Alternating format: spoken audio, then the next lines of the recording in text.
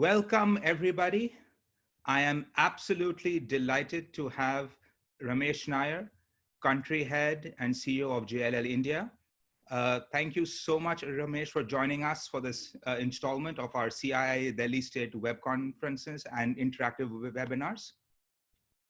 Thank you, Aditya. We're just going to wait about 2-3 minutes just to make sure that everybody is being able to log in.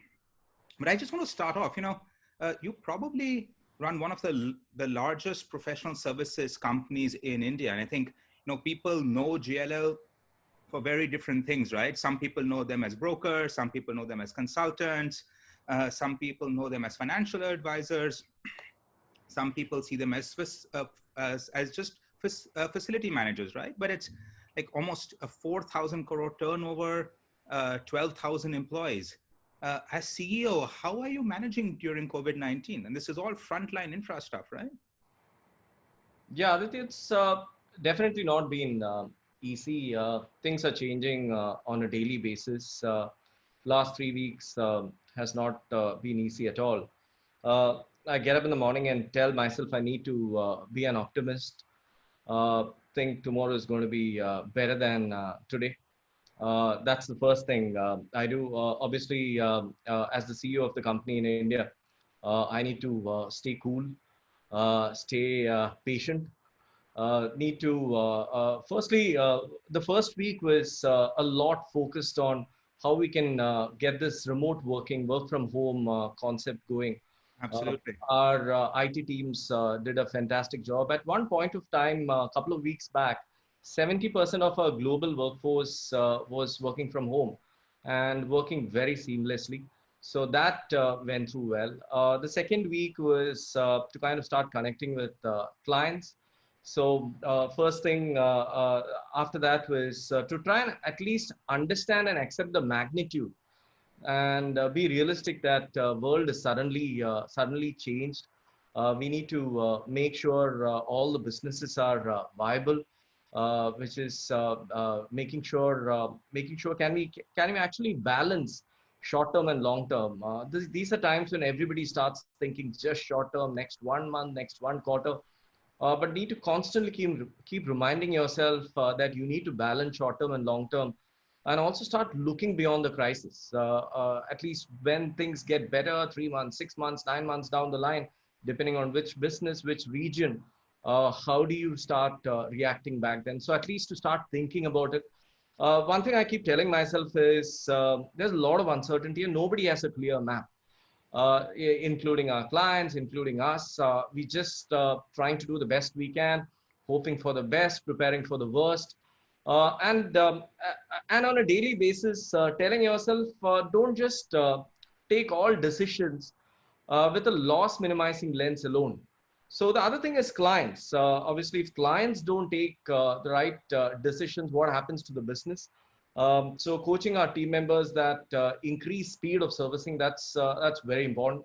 One of the big problems, Ramesh, as you said, that there are a lot of people who are panicking out there. They are taking very short-term panic decisions without strategically thinking through, right? So true. So that's again something. It's a fine balance on how to create that sense of fear versus a sense of urgency. Here we are focused on creating that sense of urgency instead of sense of fear. No panic, and it's very important for the leader to stay calm in these kind of situations. From the client front, are they at least asking clients what matters to them most in these times? A lot of our clients are asking us, how do we prepare for re-entry when things once the lockdown is lifted? Right, of course. And again, we are asking clients, how is your business going to evolve? Because only then will we can kind of change our own business strategies to kind of evolve with their businesses. So these are some of the things which we've been trying to do, at least telling people we care for them, we are listening to them, showing people we care, communicating a lot more with them, and telling them they're not alone in this. So these are some things which we've been trying to do over the last 3 weeks, but clearly work in progress, Aditya. No, I can completely understand. I think everybody's just reacting to this. And I think now there is some breathing room for a lot of people to approach these decisions very strategically rather than really, see that, okay, what can I do now? What can I do midterm and what can I do long term? Thank you everybody for joining. We have a large number of people who have now come in. We would love to get questions from you. Please, if you look at the bottom of your Zoom, there is a Q&A button. Please put all your questions to Ramesh, to us, in those questions. We will try to get through as many questions as we can through this. Please avoid putting the questions in the chat. Rather, if you could use the formal Q&A system, that will allow us to sort of structure this in a much better way. We have a lot to talk about. This is a very expansive space, a lot of amazing things that are happening, a lot of huge changes. And I'll just give you a bit of a background. I still remember, I think what, 5-6 years ago when I first met Ramesh, and he had come in, and at this time I was trying to understand India completely, what's happening in land, development, buildings, all of this stuff. And I had been reading, white papers, going through presentations, going through case studies, everything else. And I still remember he was one of the only people who just, came into my office, sat with me. He opened a notepad.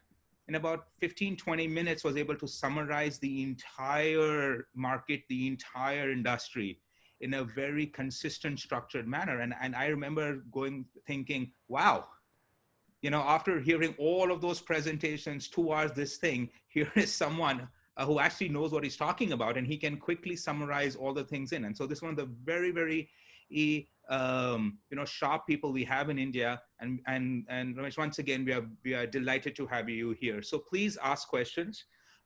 We are going to try to structure this webinar since we have a lot to cover. And we are going to start going by asset class, and we're going to go a little bit in depth. We are going to try to answer questions about those asset classes as we cover them. So please ask your questions so that we can match the questions to the asset class we talk about, so we can have a consistent theme as you're going on. Rameshji, let's start very first with office space in India.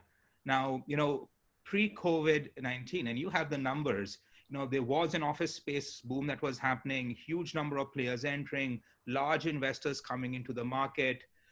Rents, at least in Class A plus, certainly perhaps not skyrocketing, but certainly showing very good, stable growth.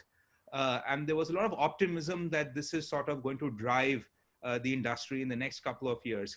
What's happening now? And, although COVID is happening and, the dust will settle, but I'd love to get a little bit more longer term perspective, 6 months, 1 year, 2 years. Aditya, I'll cover the short term and the long term. Record levels of absorption last year at 46 million square feet. India was the biggest market in the world in terms of new office space absorption, and suddenly all this has happened. Luckily, the market fundamentals are still quite favorable to landlords, with very low vacancies and very limited supply coming in till 2022. So it's not kind of going to be any big crash happening on the office side. Occupiers are not reacting knee-jerk. They are waiting and watching, and they're not immediately going to landlords. The office occupiers are not going immediately to the landlords and starting to renegotiate or anything. So there's a wait and watch, trying to understand what exactly is happening. Deals which were about to be closed obviously are on pause mode, not cancellation mode. Occupants are still kind of committed to deals under negotiation, but want to delay rent commencement dates. That's quite important for tenants. Under construction projects, we believe will get delayed due to labor availability. There will be delay in fit outs also because a lot of material comes from China and Southeast Asia. Some occupiers surprisingly have started looking at hotels from a BCP point of view. Can I pick up 10 rooms, 20 rooms in hotels? So that's a new trend which we saw. Co-working, again, as a sector has been going through a little bit of challenging time. If we have time, we'll discuss that later. A lot of small deals have been kind of put on hold. And tenants are beginning to evaluate the force majeure clause for rent abatements. We truly believe this is a big experiment in working from home and remote working. Needs to be seen how this will kind of pan out. What are we going to see in the medium term and long term? There is going to be delayed decision making because CEOs and CFOs don't want to spend on capex. That's definitely a big challenge. Occupiers who have expansion plans which are not driven by an event date will press pause. They'll be cautious. For leases under discussions, landlords will offer a few freebies to expedite discussions to close the transactions. Landlords won't, I truly believe in the next 2, 3 months, landlords won't waste time in smaller issues and ensure deals are close fast. We believe this is something we saw in 2008-9, the trend of extend and blend, where an occupier goes to a landlord and tells him, I'll extend my lease subject to you giving my benefits in my renewal. We believe that'll start again. We believe this is a good opportunity for occupiers to do better deals than the deals which happened in 2019. There is that opportunity. Companies like us, I'm sure, will get inquiries from tenants for lease restructuring on how to save costs. The CFO starts becoming more and more powerful in these kind of situations. He takes controls. Occupiers are definitely going to be asking for longer fit-out periods, longer entry periods for reasons like there's no labor today. Even if you have the material, you cannot finish it. Distressed space is going to take some time to come into the market. On the long run, we believe this is, once the sector bounces back, this is probably going to be the first sector to recover, the office sector. We've seen that many times, 2002-3, we have seen that in 2008-9. Rental growth is going to be softer. There is going to be accelerated adoption of work from home policies. Till now, a lot of companies were not at all happy with work from home policies, but things are going to change. Over the last few years, Aditya, we've seen everybody trying to densify. We believe the opposite is going to happen, which is de-densify. That's a new trend we're going to be seeing. There's going to be a lot more focus on safety, on health and wellness, more than ever before. Office utilization rates will reduce as remote working catches up. Our estimate is around 5 to 10% of the seats the demand could go to remote working. Enhanced, there would be a lot more focus on enhanced cleaning of spaces. This is some of the things which were not focused on before. More distancing between employees and increased choices to people where they could, like say, a zone just for training, a zone just to chill for employees, a zone just for collaborative zones. I think these newer zones will emerge, and a lot more focus, like I said, on sustainability and wellness. So these are some of the things we expect to happen in the short term, medium term, and long term for the office occupier and the office real estate industry. Ramesh, one of the things which you have also just said it, and I'm hearing this from large companies all across the world. We've seen with the Singapore when it went into its lockdown, and then recovery, and then now lockdown again. One thing which we have seen in terms of interior design and fit outs, we had the entire thing about, open plan offices, right?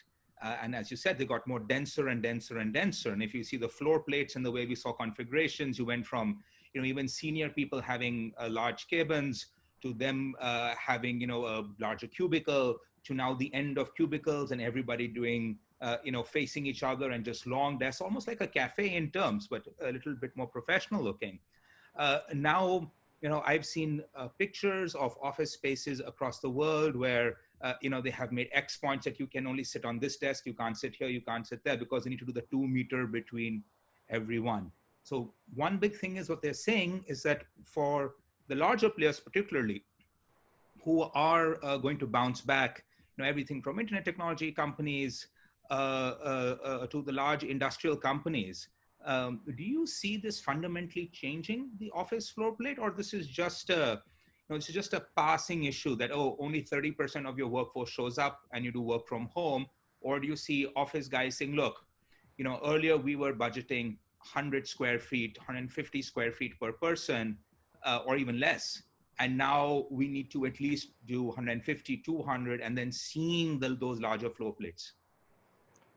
Great question, Aditya. I think that's exactly what's going to happen. I use the word de-densification. It's going to happen. We were densifying our offices over the last 7, 8 years. It's going to de-densify now. And the second is cellularization. There's going to be small cells within the office. How are you going to have those focused zones for collaboration, for learning, for breathing space? That's something which is going to come. The consolidation, we've been talking about a lot of consolidation over the last 10 years. I think the trend going forward would be how do you break up your offices, break them into 2, 3 zones, maybe have it in 2, 3 different parts of the office. That also help in the city. That also helps from a business continuity planning. So these are some things which we believe will happen from a design point of view, but still a little too early. Like work from home, I personally don't see it being an immediate threat to office space demand. The main reason being there's enough new sectors which will come up from this downturn. That's one. Second is the companies still need good quality office spaces going forward more than ever before. I mean, so just talking about this work from home thing, one of the things and I've been on the public record saying this multiple times. I think one of the most brilliant things that has the silver linings of this COVID-19. And, we had a discussion with Ashutosh Gupta, the CEO of LinkedIn. And I believe you also attended that in the audience. And he had a brilliant slide saying, who's leading your company's digitalization? Is it your CEO? Is it your CTO? Or is it COVID-19? And I think that's one thing, a little bit of dark humor there. But I think, it puts into a huge, huge focus that companies, mid-sized companies around the world in the US, Europe, etc., who were not comfortable, either doing outsourcing or even moving captive centers outside their home countries, suddenly they find themselves in a position where it doesn't matter, if the person is living 45 minutes away from them or, 2,000 miles away from them, it's the same experience, right? And this huge comfort that has come that, wait, we can operate remote teams, we can be effective. And we've seen a lot of companies, both small and medium, who were not getting on the captives and the outsourcing side, suddenly wake up and said, hey, we just did a massive proof of concept that we can do this. And second, in the post-COVID-19, huge pressures on them on cost as well. If you saw pre-COVID, salaries in the US had become insane. They were going up 2x, 3x. People, freshers out from college were now making 100K, 120K in some industries, even higher. And one thought is that over the next 2-3 years, all this will sort of have a huge push for the outsourcing, but more importantly, for the captive industry to come into India, and then a huge boom for office space. Is that logic valid? Good question, Auntie. Again, see, work from home has its pros and cons. There are a lot of seats, especially look at operation seats, and a lot of technology seats, which has a lot of dependence on office infrastructure. Now, I'm sitting in Mumbai. Power is reasonably good.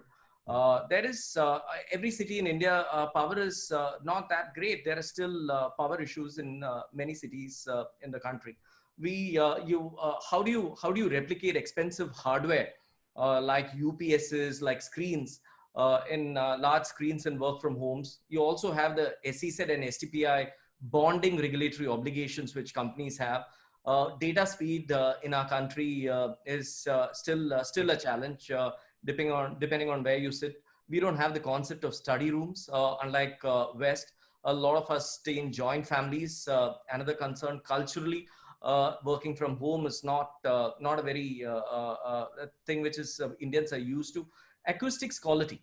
The sound quality, again, is a big challenge in these kind of calls. I've been doing a few webinars, and that seems to be the biggest challenge. Leave alone aspects like firewalls, data confidentiality, client proprietary technology. India's why is global in-house centers, so many of them come to India. We have close to 150 of the Fortune 500 companies who have a global in-house center in India. One of the key reasons why they decided to do things on their own and not go to third party was again data confidentiality. And work from home kind of works in exactly the opposite way. We believe that again, the data point that only 150 of the Fortune 500 companies still have a presence in India from a global in-house center shows there's an opportunity for 350. And we have seen it in the past. It's not going to happen immediately in the next 3 months. Whenever US and Europe goes through cost pressures, there is this thing that they look at India seriously to outsource offshore more jobs into India. So we've seen that many times. We've seen that that's what the Indian IT industry stands for. And with increasing pressures, and it's not something which you can kind of just turn back and decide, okay, I'm not going to have this. And most of these companies, I was talking to a few large global in-house centers, they don't operate on 3 months or 6 months or 12-month plans. They create 3-6 year plans. This is my journey to outsource work to India and have these offshoring global in-house centers. So I'm quite confident that trend will continue. There will be a blip downwards this year, but in the long run, these guys have 3, 6, 9 year plans. It's a long-term trend. And so what I'm hearing is that, look, we have about 140, as you said, of the big guys who've come in. This proof of concept that you can have distributed teams. And like you said, we're not talking about BPO or of outsourcing, right? What we're talking about, these people saying that, hey, I could hire these same smart guys, try to bring them to US, Europe, deal with the visa processing, deal with the relocation, deal with all of that, and said, why don't I just hire those same people who are much happier maybe at home in India, but then put my own captive center, so I have the data privacy, security, high-speed internet, which I can pay for. And I'm certainly not going to get these guys to work from home because it doesn't quite add up to the same thing, right? It's your center, it's your office. It's, you aren't sending your own confidential information back to someone's home computer, even if they are fully secured and such. And I think that's a brilliant point on that. Any thought on yields? We had seen office yields, at least in tier A, even go up to a blended 9%, 8%. And some people were for A plus grade talking higher. And, one of the things which I'd love, and, we have a few audience questions here on this, so far, a lot of what you and I have talked about has been tier A and A plus, right? The Mumbais, the Delhis, the Gurgaons, the few campuses, maybe in Hyderabad and Bangalore. How are you seeing office space tier 2, tier 3s, the Jaipurs, Chandigarhs, Punes, and which you also perhaps said might not be the easiest to have this sort of infrastructure that exists. How are you seeing tier 2s? Again, interesting, Aditya. I think the tier 2 cities are going to face a bigger, more challenging time than the tier 1 cities. 4 or 5 reasons for that. The ability to scale up. We have seen that companies can go up to 1,000 seats, 2,000 seats when they go to a tier 2 city. But beyond that becomes quite challenging. In tier 1 cities, I know companies, one company which has like 100,000 people in Chennai or 80,000 people in Bangalore. So if they go to a tier 2 city, they may not be able to expand more than 2,000-3,000. So why do I have to create a full infrastructure just for that 2,000-3,000? That's point number 1. Point number 2, there's huge resistance from the middle management and senior management, even if you give them higher salary or a promotion, to move towards tier 2 cities. Because he is established in a city, his wife has a job, his children go to school, his parents stay close to him. He doesn't want to kind of leave everything and suddenly move to a tier 2 city, which is seen as something like, okay, I'm getting demoted in my company. That's the typical mindset of someone who's asked to move from a tier 1. This third challenge is quite unique, and we've seen it for many years. Somebody passing out of a tier 2, tier 3 city, he actually wants to go work in a tier 1 city. We've seen a person from Jaipur or a Lucknow wanting to come work in Delhi, and a person from a Visakhapatnam or Vijayawada wanting to come work in Hyderabad. So that's a trend. We have seen a person from a Nagpur or Nasik wanting to come and work in a Mumbai. So that's a trend we have seen all along. Another big challenge I've seen, especially in downturns, is during downturns, attrition levels drop. Why do companies typically go to tier 2 and tier 3 cities? Because of huge attrition level challenges in tier 1 cities. That typically tends to drop. I saw that happening big time in 2009 when the downturn happens, everyone is worried about their jobs and they would rather stay put in a place which they know rather than go and join somewhere new. So that's another big trend we have seen. So all these reasons, again, the cost of real estate in a tier 2 city and tier 1 city is not much. Most tier 1 cities peripherals today in Bangalore, you can get space at $50. If you go to an electronic city, in Mumbai, if you go to a Navi Mumbai, you can get space at $50. You don't need to go to a Nagpur or Nasik to get space at 50. And the amount of real estate, quality real estate options which are available in these cities, again, quite limited. So especially in downturns, from an office point of view at least, I'm not quite bullish about tier 2, tier 3 cities. So, and this is something, by the way, which I completely agree with. I think the future of office space in India, I mean, we've seen trends that have happened, in the US, we've seen this in Europe, where you have these super cities, super urban areas that just suck everybody in. And they suck in because there's a lifestyle aspect, there's a fellow talent, there are these business networks that exist. People want to be in the hub of things. And I think, and so what I'm hearing is that, this has now actually come to India. And it's come to a point where they're saying is that, look, if I'm a professional, if I want to have a great career, if, my wife, my kids, my lifestyle, I want to be in a hub city. And, in India, that means 5, 6 very simple ones, right? Delhi, Mumbai, Chennai, Bangalore, maybe even Hyderabad, for that matter. Pune also as well, right? Where they actually have hubs and there's a huge amount of people. And I think and I love what you're saying, because it's driven by talent, right? The only reason why companies were going to tier 2, tier 3 is because they were struggling for talent. I've had very similar conversation with captive peoples that they were running, 5,000 seats, 300, 500 vacancies, right? They were running, 10,000 seats, 1,000, always a 10, 12% vacancy still there. And they were attracted to go to tier 2 because their brand name would drive more locals there to come. But in a downturn, people don't want to switch jobs, attrition goes down. A lot of people are going to lose their jobs. But these guys are going to say, great, let's fill up our vacancies and let's stick to where we have bulk. I think that's a fantastic observation. Ramesh, I have a lot of questions from our audience on this. I think we've answered about 3 or 4 just in this discussion. What are your advice to landlords? Now, some people have been saying in the chat and in the questions to us is that, look, they are seeing some force majeure stuff come in.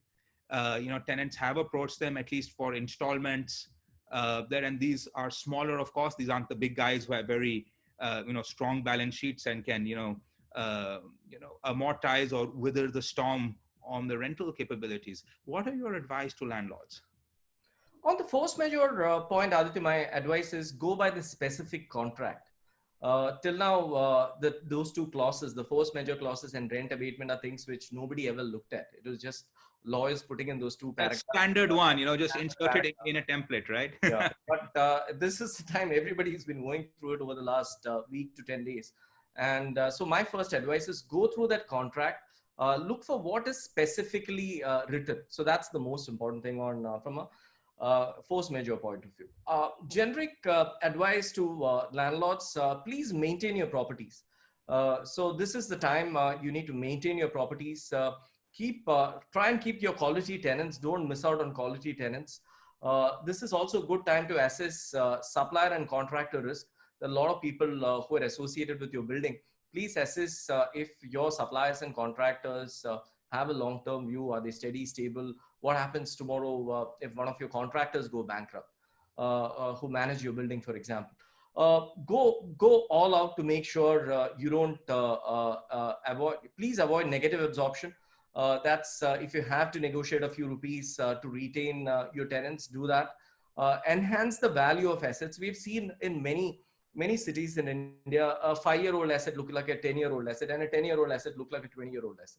This is a good time to kind of upgrade those assets. Be ready for a changed investment climate. It's not going to be easy over the next 1 year. And I tell this all the time. And these are things which I remember telling in 2009. If you look at the investment cycle and our behavior, a typical investor's behavior, and it's very standard. You can apply this to stock markets, you can apply it to business cycles, you can apply it to real estate cycles. So we first is the anxiety phase. So we were anxious around 3 weeks back. Then is the denial phase. We start denying, oh, this is India. Last time around, we started using words like decoupling. India will never get into trouble. Our curve is going to flatten. Again, the second week was about denial. So from anxiety, we went to denial. The third week onwards, we are all been in fear. The fear is coming again in stock markets, in real estate markets. I think right now is going through the fear. The next stage is going to be panic. When people start predicting all kind of things, rentals will drop, absorption will crash, all that will happen. The panic stage is going to be next. Then we'll be going through the depression state when we believe there is no end for tomorrow, everything is going to die, the world is going to come to an end. And then again, we come to the hope phase, then relief, then optimism, then excitement, then euphoria, and again come back to anxiety. So we've seen this over and over again in real estate. So look at the cycles in real estate. 96 was a peak. 2003 it bottomed out. 2008 was a peak again. And 2019 was a peak again. So we've seen these four of these cycles getting played, and behavior has exactly been same. So right now we are seeing a phase where counterparties, the occupiers, the retailers, the landlords, everybody is in a denial phase. I think it'll sooner than later hit us in the next 3 months when the economy kind of slows down and there's going to be job losses and all that time. And that's the time I think we shouldn't panic. We need to be hopeful. Things would become better, maybe 3 months, 6 months, 9 months down the line, and wait for that hope, relief, optimism curve to kind of come back. Just one more question on the commercial side, and then we're going to move on to next asset classes. And by the way, we will come back to broader questions on what the government can do and such for the sector, and we'll save that for the last bit of the conversation. Any thoughts on yields? Yields, has to kind of go up. Yields for commercial, retail, industrial, more or less had stabilized between that 7.75% to 8% mark. Liquidity is going to become a bigger challenge. Foreign direct investment, they would go back to safer territories, markets which they know better. I still remember between 2008, 7, 8, we had seen close to $6 to $7 billion of FDI coming to India. And that dropped to $1 billion in a couple of years. So from 6, we saw that I don't see it's going to be such a drastic drop, because the investments which came post 2010, 11, there's a lot of success stories, the Blackstones, the Brookfields, the GICs, the Canadian pension plans, a lot of good success stories which are widely publicized around the world. I think these stories of getting good yields from India, good IRR returns, it will reduce. But I'm saying the investment quantums will reduce, and the yields will have to kind of go up. But I think even if the yield goes up, it's going to be marginal. It's not going to be something drastic what we saw, because there's still a lot of liquidity available in the world.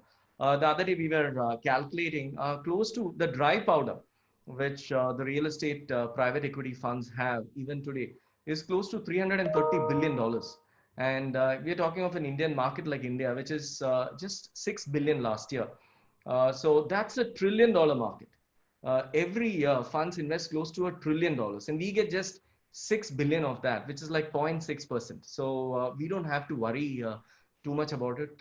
Even if that 6 becomes 5 or 4, it's not too much of a change. So that's something we need to be kind of, shouldn't panic about that.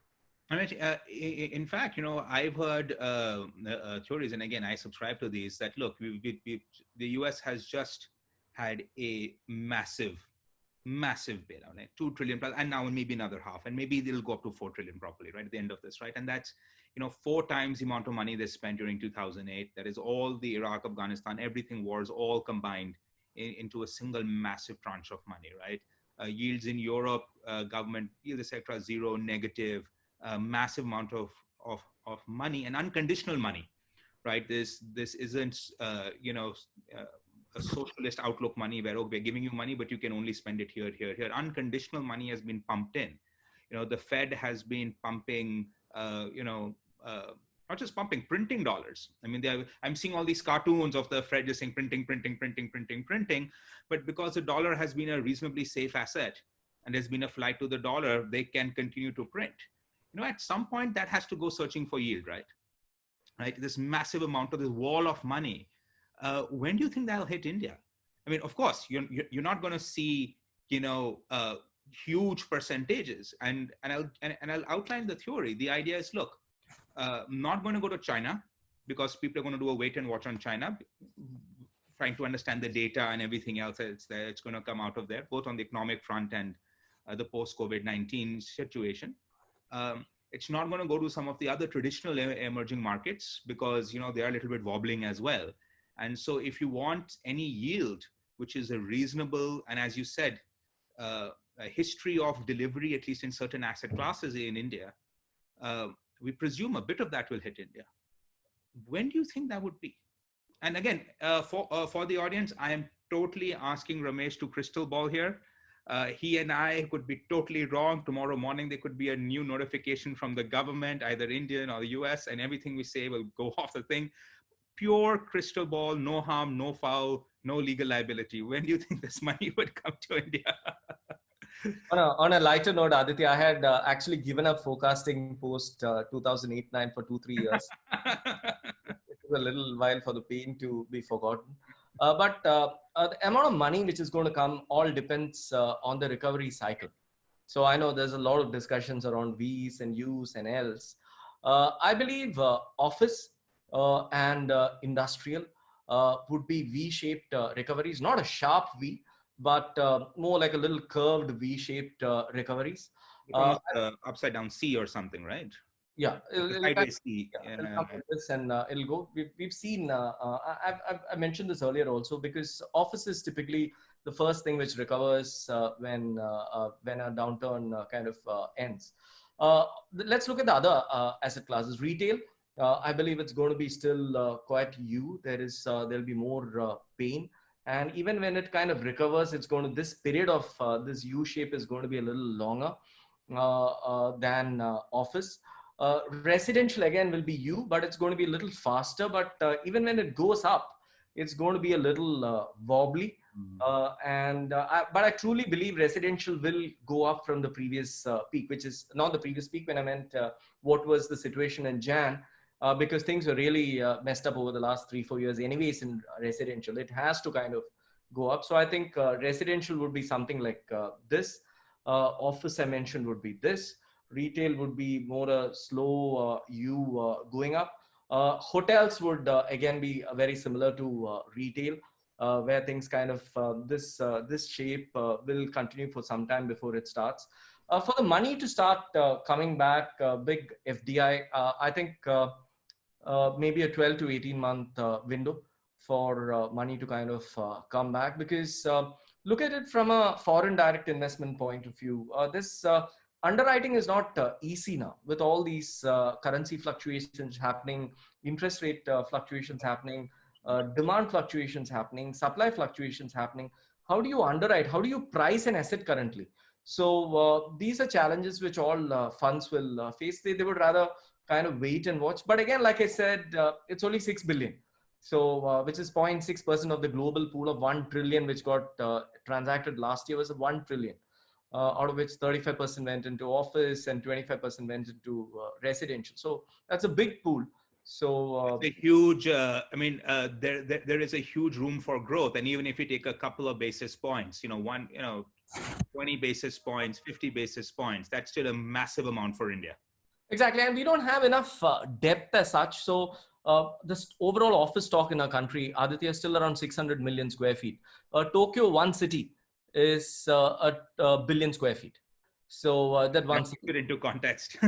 Paris is 600 million square feet. New York is 650 million square feet. So we don't have, or you add up all your office spaces in India, it's still less than just one city in the US. Wow. So we need to still create enough There's infrastructure. a huge room to grow even in that. And yeah, I am going to now move to another asset class. Let's look at residential. Right, a lot of activity was happening before we had RERA come in. We had some very public bankruptcies. We had the IBC put in. We had a clearing out of players. A lot of very good standard corporate guys had come in. There was a revolution in the industry that took place over the last 10 years. On one hand, you had a whole bunch of reform that had happened. On the other hand, there was also some concerns about how laws were interpreted by various courts. Obviously, now COVID-19 has completely changed everything around it. Your perspective, just as an overview on the residential sector.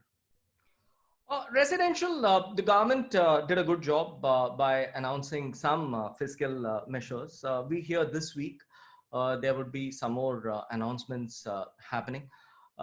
In the last few years, we have anyway seen a lot of challenge in the residential sector. So we've seen so many, you can't call it double, triple whammy also. You cannot call it GST, RERA, demonetization. There's enough ILNFS and now COVID. So the residential has gone through a lot of pain, and the sector, this is one more thing which is going to happen, but this is probably the worst of all the lot. The good thing is SBI has cut its interest rates today Very good, right? at 7.2%, which basically means affordability goes up. So when your interest rates go towards 7%, which is the best in maybe 15, 16 years, your affordability automatically goes up by 10-15% because your interest payout, your EMIs become cheaper. I believe the government will bring back the subvention scheme. Government is listening from the various stakeholders like CREDA and NAREDCO. One thing is consistent is the government is listening. They want to do something for the sector. This government has done a good job in terms of at least promoting the affordable housing sector, the various schemes, Absolutely. all that. No other government had done anything like this. My big worry is construction labor. Once they go back, getting them back, we saw that in demonetization. It takes like 3-4 months for these laborers to come back because right now they're all scared of their lives. They're more than livelihoods. They're scared about their life. So a lot of them end up going. Again, like I said, the government kind of reducing this repo rates and reverse repo rates was definitely a good thing from a residential. But we haven't seen many housing finance company kind of pass on that benefit to the buyer. SBI has done it, but I think if the housing finance companies don't do it, eventually everyone will refinance it with SBI, and they would be forced to kind of do it. A few things one needs to keep in mind when you're looking at there was this quarter we just finished, the first calendar quarter of this year. The residential sales were the lowest after the demonetization quarter. So things have kind of go down. really hit. The government will play an active role. The government will, I think, for the sector to bounce back, and we've seen it in many countries, including China. For the sector to bounce back, the government has to kind of announce some amount of stimulus. There is going to be cash flow problems, which developers have. Residential, surprisingly, was the first to bounce back in China. So I was looking at some data points from China. And by the Ramesh, would absolutely love you to cover some of that, even if we go back to the commercial asset class for a bit. Bear with me, everybody, because I think this is a great point that Ramesh has brought up. We do have a benchmark in another emerging market country, well, I'll bet perhaps 10x more developed and in GDP than India. What are the lessons there? So one good thing which happened in China was if the residential sales pre-COVID was 100, it went to 0. in China, and the sales, and it's kind of bounced back to 50, which is a good thing. I was talking last week to my colleagues, the MD of our China business, my counterpart, also to our heads of Shanghai and Beijing. And this is some of the things they said. They said 70 to 80% of the employees are back at work in China. Everyone is wearing a mask. People are using less of public transport because they are worried about getting the thing. So there's a lot more traffic because everyone is using their cars. Most shopping malls have surprisingly opened up in China. Multinationals, when it comes to space, they're kind of adopting a more conservative approach, while the Chinese companies have been very bullish. They see this is a big window of opportunity they have to kind of come and do some really good deals. The amount of inspections which we do, the amount of site viewings, the amount of meetings has significantly gone up. The team said it's back to a 60% kind of a number from pre-COVID days. Landlords, developers are today using technologies like virtual reality tools, like live streaming for inspections to kind of show their properties instead of doing it physically. Again, occupiers have started asking for lease restructuring, cost saving. Sublet vacancies are beginning to start like in every downturn. A good thing is to learn from China. China is around 6 to 8 weeks ahead of us. But one thing we also need to remember is we can't do stuff like things get done in China. Right. Very different system. Very different system, but at least something to be hopeful and optimistic for is the way China has bounced back. I think 70-80% of the office employees getting back to work, and most malls getting open. That itself is a great sign, and residential sales coming back to 50% of the original number. I think these are good data points to keep in mind. No, I think they're great data points. Honestly, if you were to ask a standard person off the street and said, when do you think the residential sales will start back in India? I don't think anybody would say in weeks. They're months or years, right? And I think the big hope for our industry in India in this segment is that at least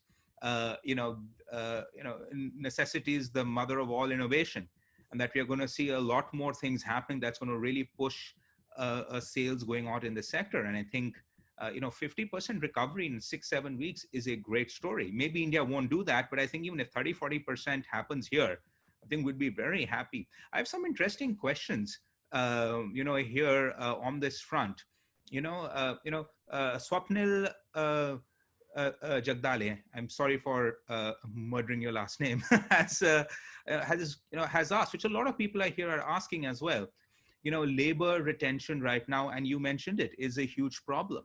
Are you seeing any strategies that developers, contractors are using, or is it just having to pay them more? Is this going to send costs of projects out of whack?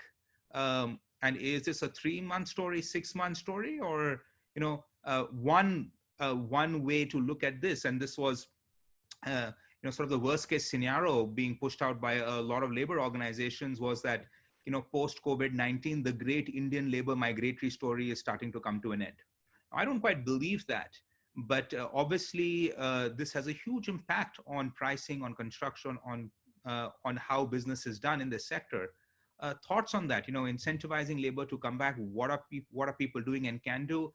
And second, are we going to face this migratory crisis, or this is a COVID thing and it'll settle down in 6 months? I think it'll settle down sooner than that. My belief is this labor issue will last for maybe 3 months, 3 to 4 months, and things will look better. I've heard of the government of Maharashtra do some innovative stuff of keeping these laborers busy on various public works aspects, making sure they get money, making sure, and they're tying up with various NGOs to make sure they get fed during the day. So all that I think Maharashtra has done. I've seen some office developers in the country actually residential already there is pain. So I think taking care of laborers for 3-4 months may not be the most viable of solutions. In office, wherever buildings have been built, are getting built, there is obviously penalty clauses which developers have. Like for every day of delay, in construction, they'll need to give more rent-free. So these are essential part of commercial contracts. So it's kind of good for them to kind of retain these laborers by giving them a little extra money, taking care of their food, all that. So that's some stuff which is happening. But I truly believe, like it happened in demonetization when a lot of laborers went back, but we saw them also coming back in 3-4 months time. So I'm more optimistic than laborers just going back and never coming back. We have some questions on, new models of sales, right? And I'm trying to find the gentleman who asked this. So sorry, we have a huge number of questions coming in. But I'll paraphrase for him. One of the big things he was saying is that, obviously the way we sell has to change, right? And he gave the example of saying, hey, can we link our payments to bank loans directly, right? Is there a way to work closely with lenders to actually come out with packages, not just the usual, okay, I'm going to introduce you to 3 guys, they'll give you a loan, they give it to me, and now you pay them. But with the installment system in RERA, very closely work with lenders. Do you think that will start to happen? Obviously, we've seen this problem where the RBI rate, there's a spread, I think, between 4.2, 4.4% and 7.2, 7.6% is a massive spread, right? And, we are hoping that, as you mentioned, that a lot of housing finance companies and a lot of other banks start to, decrease that spread and to really make this affordable. But are you seeing innovations where they are working closely with lenders and trying to, bridge that gap, or that's still too far away? I covered a couple of these. I think the subvention scheme has to come back. That's very important. Interest rates, surprisingly, post the downturn, the global financial crisis downturn, had kind of gone up to a 9.5%, 10% mark. And today, you look at the rates now. Financial institutions will have to drop their rates. I think there is going to be pressure from all stakeholders, including buyers, for financial institutions to drop housing loan rates. Again, it's very important to compare this from the 2008-9 crisis. 2008-9, you may remember that the valuations were very overheated back then. Today, the residential valuations are not at all overheated. Back then, it was a very seller's market. You go to a developer, you don't book in a week's time, you don't meet him next 3 days, you would have sold it to someone else. That is what India was in 2007-8 residential market. Today, it's a very buyer's market. There's a lot more, there was a lot more speculators than that time. Today, it's very, very end user driven. There are a lot more tax benefits for the end user to buy. And back then, you may recollect, Aditya, everyone was building a luxury apartment, 3-bedroom, 4-bedroom, big, massive apartments. Today, you look at it, everyone is doing relevant products, which can easily be saleable. It can mostly be, which can be marketed. Again, coming back to your question on how can you sell? Selling is very simple. I think one needs to price the product correctly. You need to have a track record of delivery. My big worry in the residential market is going forward post-RERA. We have seen that most buyers were waiting and watching till the project gets ready. Previously, a developer would sell just 10% of his apartments when the project got ready. Today, a lot of developers sell 50% of the apartments when it's closer to completion. I think that trend will even further increase now. So you need to have the track record of completing projects on time, and do products which are more relevant to your home buyer. And developers learned it the hard way over the last 6-7 years. So these are some things which I see happening in the next 3 to 6 months. Just as you're talking about products, we have a couple of questions people have asked. You had mentioned that the entire having a study or an office at home was a very Western concept. Have we arrived at a point where now this is a standard in every floor plan, that, 3 BHK with study? I think that's something which will definitely catch up. I think a 2.5 bedroom with a half study. Half study, not a full study yet. We're not there. It'll catch up, I think. We've seen it in many countries, and I think in a matter of time. So at least in certain markets, you think there is a change in product as well. I guess, right? People being cooped up for 3 weeks, 4 weeks at home suddenly have a very different way of looking at the space they're in. So I remember last time overnight after the downturn, the sizes dropped around 15%. So your standard 1,000 square feet became 850 square feet overnight. So I'm sure Wow. new designs will emerge, and more relevant products for the market will More come. relevant products. I have Mr. Sumit Jadhav who's asked a great question. And again, this is not just for residential, this covers everything else. One of the biggest issues that India faces, and it just shows up in the World Bank report, a lot of people have talked about it, is that one of the largest costs to the end user is actually regulatory. Dealing with the municipal authorities everywhere, getting permissions, inspections, etc. Now, there are certain states and certain cities which do a great job on this, and there are a large number of cities who do a very poor job. And although one could argue that last 10, 15 years, these have become better, but certainly we are nowhere near, where high efficiency first world markets do this really well. And at the end of the day, the person who pays the price at the end is the end user. It's all built into the final price, whether you're a first-time buyer or a renter or a commercial guy. All that regulatory cost, time, inefficiency, things goes in. Do you see that change? Do you see that, look, hey, post COVID-19, um, a lot of the regulations which we have seen in many other industries, people woke up one morning and said, you know what, we actually don't need them. We can do it. You can do without them. These were just there and just making a pain. And in case you need to get something done, they need to be thrown out. Do you see a fundamental change, or it's just going to be, hey guys, this was a blip in time and let's go back to business as usual? Yeah, I've seen, great question, Aditya. I've seen statistics which shows that close to 35% of the price you pay for a home goes in various government charges. I think this is a great opportunity for state governments to show that they want people to own homes. Two quick wins could be just reducing stamp duties.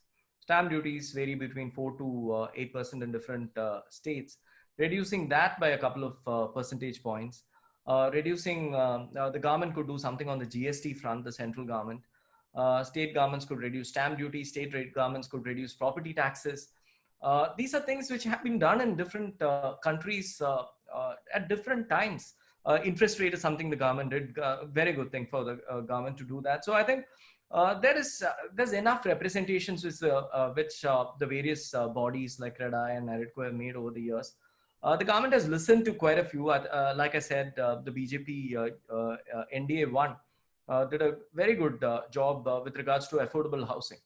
And a little bit of tweaking this budget, which happened recently, could have been better for the real estate sector. Maybe this is the time to kind of tweak some of those things. There is a very good playbook which developers have. One just needs to kind of work on that and see. The one thing we need to remember is this is a sector which contributes around 7-8% to the GDP. And the second biggest employer in the country after agriculture, the construction sector.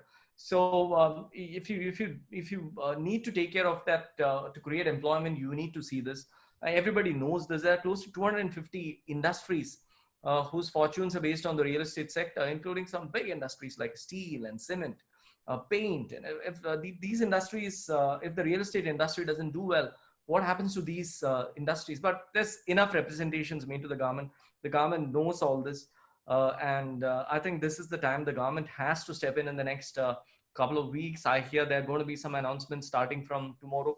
Hope the real estate sector gets it. A lot of times we hear announcement for the other sectors, and the real estate sector gets kind of missed in budget speeches. I'm like, been waiting for 2 hours in this, not even a word being spoken about the sector. So, no, but Ramesh, I think you make a great point, and this is something everybody in the audience should also take heart. And I know many of you are working with the government, and I'm seeing the names here. Some of you are part of the government. I think the point what Ramesh ji is saying is very important, that it's just not the developers, and developers over years have gotten a bit of a bad reputation, and certain governments have looked at them with very, jaundiced eyes.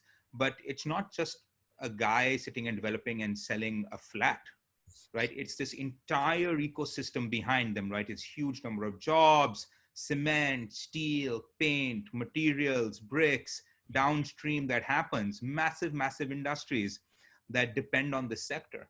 And if this sector is given a boost and it is really pushed forward, you're going to have an immediate impact and ramp up all the way back downwards. And it's better to create demand using this than to try to subsidize and push some of the dependent sectors, which, well, they get some SOPs and some subsidies, but they still don't have clients because the sector that's buying from them is under a lot of stress. So I think that's a fantastic point, is to look at the ecosystem and see that, look, a lot depends on this sector really being able to ramp up very quickly in the next 6 to 9 months. Conscious of time, I'm going to move towards retail, malls and such. And I have Yogeshwarji from Select City Walk. Hello, Yogeshwarji. Good to see you on the call. He's asked, and again, Jia, if you don't mind, I'll paraphrase. How severe is the problem of retailers? Really happening. Obviously, retailers are trying to paint a very grim picture. We had e-commerce coming in. Now they are saying that, we are completely in trouble. But they're saying that, it's not a short term, it's 1 year, 2 years. And they believe it might be too early to ask for rent waivers before more data comes in. And so I think his point is that, are people panicking needlessly? That this is going to be a massive retail slowdown over the next 6 months to 1 year, or this is a COVID-19 issue. The moment the lockdown is over, we open people's houses and people charge into the malls because they're sick of using e-commerce and now they want physical presence back. I don't think that's going to come back so fast, especially the retail sector. And I spoke about how office could be a V, retail could be a very slow U. And we have already started seeing landlords will have to announce temporary rental cuts and rebates. Most of these retailers, they work on very, very thin margins. So a 1 or 2 months delay of not running their operations could put them into big trouble. Landlords, the good thing for landlords is they're very data driven. Back in 2008-9, landlords weren't so data driven. Today, exactly who are the guys doing well, who are the guys I need to keep, who are the guys I need to give rebates to if I need to do that. We've already started seeing F&B sector getting impacted big time, even F&Bs in corridors because of lockdowns on highways and all that. For obvious reasons, it's all stopped. Retailers, we've seen over the last few weeks trying to launch their own apps for placing delivery orders. Right, absolutely. Delivering orders. Retailers are going ahead with properties which are under fit outs that they still go ahead, but new expansion plans will considerably slow down given capex requirements. Many retailers, and I spoke about office, where the office occupiers haven't kind of panicked and they're kind of waiting and watching, but many retailers have already started invoking force majeure clauses to their landlords. Stores that are scheduled to open where capex is already being committed, they will, as soon as things resume, the retailers will go ahead with that. We believe omni-channel platforms in grocery and fresh food related will reasonably do well after the lockdowns. F&B players will find it very, very tough to pay rents on account of low occupancy and very high rentals. Look at it from a retailer's point of view. His first priority now would be to pay salary to his employees, at least some salary to his employees. Second priority would be paying suppliers. The third priority would be paying rentals. Fourth would be completing active projects. And post that, if he has something left, then he would look at expansion.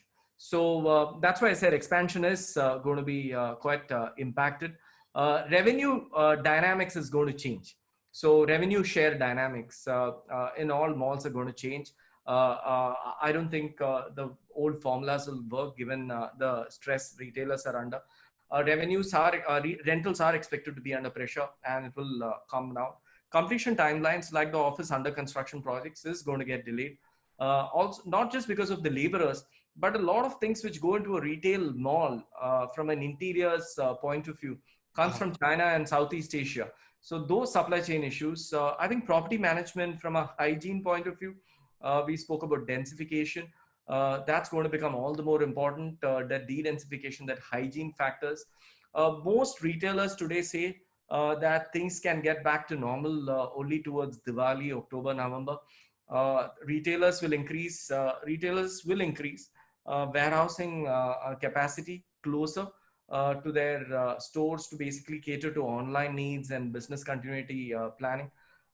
Many retailers I spoke to are saying their retail sales are going to get impacted from 40 to 50 to 60 to 70% in the next 6 months. We believe sectors like premium fashion, lifestyle fashion, electronics, home furnishings will face very sluggish growth.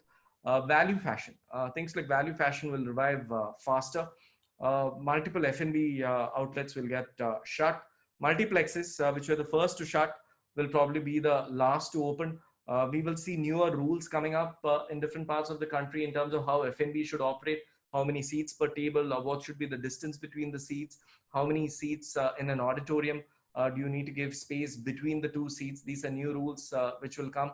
So we truly believe this is e-commerce will benefit from this entire thing as buying habits change overall. So I don't see the lockdown ending and next day everybody running towards malls happening. There's a concept called revenge shopping, which is there. I at least don't see that coming immediately into the country on the shopping habits of people. Brilliant. I have a couple of more questions on retail before we move on to some of the other alternative assets such as co-working, hotels and all. But meanwhile, everybody, guys, please, this is one part of a long webinar series. Please do consider joining us for the rest. We have webinars from industry leaders from all across. CII-Delhi State has also opened its Telegram channel to everybody outside, so to get any government notification updates and all. I will be posting the link in the chat so you can all see that. Ramesh, basic question from an audience member. Was retail saturated in terms of malls pre-COVID, and post-COVID, now is it going to be put into abeyance? Not at all saturated. Our organized retail in our country is just 10% still. Our e-commerce also in our country is just 4 to 5% penetration so far, compared to US e-commerce where it's 16, 17%. So still there is huge amount of room to grow. I don't agree that e-commerce will just come and take over. From 4%, it may go to 6% or 7% in the next 1 year. I don't see that coming in. So don't agree at all. We have 250 to 300 good quality malls in the country. I think there is opportunity. Every city in India, tier 2, tier 3 city could have at least two or three malls. The problem happens when in the same vicinity, developers go and build 3 or 4 malls.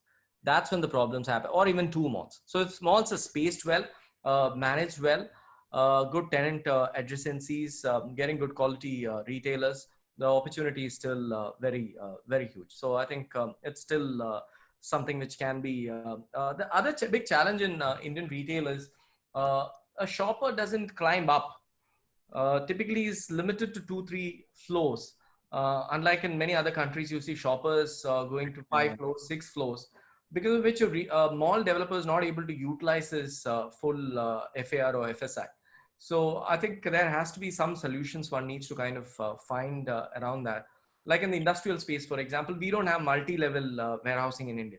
You still have only one level, because of which your land prices on your total FSI cost is quite high. So do you see that changing? One question we have from the audience is that, post-COVID, as we have an impact on everything to meet FSI levels, you're going to see, obviously stuff like RERA and all makes it very, very hard to have multi-use buildings like in Hong Kong or in Singapore or in China. But do you see that changing now? I mean, we have seen the entire concept, G+3 mall and then office space on top.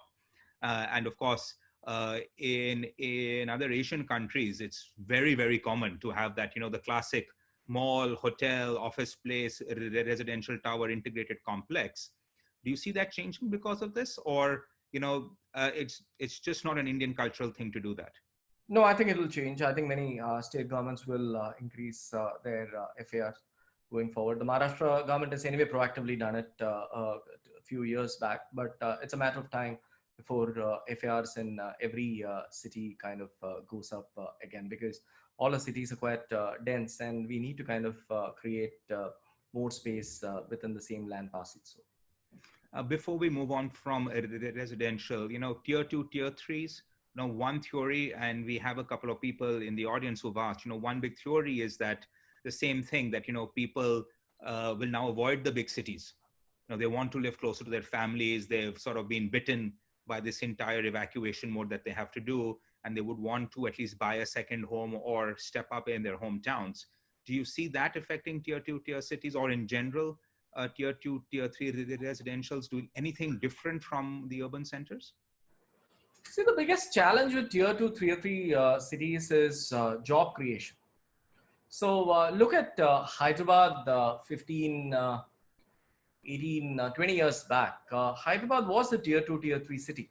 And thanks to many proactive governments since 99, who kind of made Hyderabad into a destination, gotten all these large marquee names. Today, Microsoft's largest campus outside Seattle is in Hyderabad.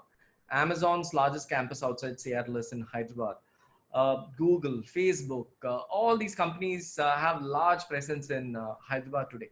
So the main thing is you need to get some of these magnet names to your city. I still remember back in 1996, Chennai managed to get Ford and Hyundai to come and set up big manufacturing setups there. And that led to a 10-year automobile boom in that city. A lot of jobs were created, a lot of auto ancillaries were created, a lot of other industries came in because of that. So I think the main thing with tier two, tier three cities is I think developers in these cities need to kind of lobby with the local authorities to get one or two good magnet, good names in, which can kind of attract other companies to kind of come in. So it's a herd mentality. You see a Microsoft there, somebody else will come in. You see somebody else, the third guy will come in. So that's the crux, Aditya, on that. So I think this is a great point. Like, you need two or three major players to come to create an ecosystem. Yeah. And the only way they will come is if you have leadership at the government level, at the local authority level, that can go out to them and say, look, we want you, and we will make an exception. We will make it easier. We will do something spectacular that you will choose us versus choosing another city. And then those people are comfortable coming there, and then they bring their ecosystem, they bring their suppliers, their vendors, their ancillaries. And then once a person is established there, then the next 10 companies say, hey, that guy is there. They are getting people, there's training, there's education, everything is happening. And then that sort of moves in. I think that's phenomenal. And I think it's a great point. I think if everybody, instead of just lobbying for subsidies or this, starts lobbying that please create jobs, please create ecosystems for us, automatically prices will rise. Automatically, tier two, tier three cities will become a lot more on the map of global. One more point, Aditya, and also lobby for air connectivity, because you need to be well connected domestically and maybe internationally, at least to one or two cities, maybe a Dubai or a Singapore, to those gateway cities. So that's another big challenge I see when companies look at decision making from a tier two cities. Even domestically, many tier two cities don't have enough flights to Mumbai, Delhi, or a Bangalore. I think should change. Local governments can focus on that aspect of at least in every city, in every state, at least 3-4 cities having some amount of, I'm not saying we need to have 50 flights a day, international flights. Just that one flight to a Dubai or one flight to a Singapore is good enough. Something like that. I think that's also important for a tier two, tier three. And I think it's very good that we are talking about this, because the government, if one of the signature achievements of the Modi government has been Udaan 1 and Udaan 2, right? And Udaan 3 and Udaan 4 that comes up. And I think for everyone to really lobby that how these have been game changers for these cities. And as Rameshji has said, we don't need, connectivity to every place on earth. We just need it to one or two critical international hub airports. If someone is coming in from most parts of the US to India, they expect to transition through at least one place, whether it's a Heathrow or a Singapore or a Dubai. Very few people expect to take direct flights from US to India, especially if they're coming off from the major cities like New York or Chicago, which have direct flights to India as well. They expect that transition, and that will drive prices up more than anything else. I want to quickly transition to alternatives. And just talk briefly about hotels. I know, very difficult conversation right now to have on hotels. It's been I think, first industry which was massively impacted at the very beginning. And we had a couple of CII-Delhi town halls. By the way, in the audience, if you're a CII member yet, please join our town halls. If you're not a CII member, please, the link is in the chat. Join us. And we had these town halls, and we had people from we had 2-3 major hotel players talking to us about the issues they're facing. And it's a bit of a bleak picture, but how does that translate into hotels connected to this sector?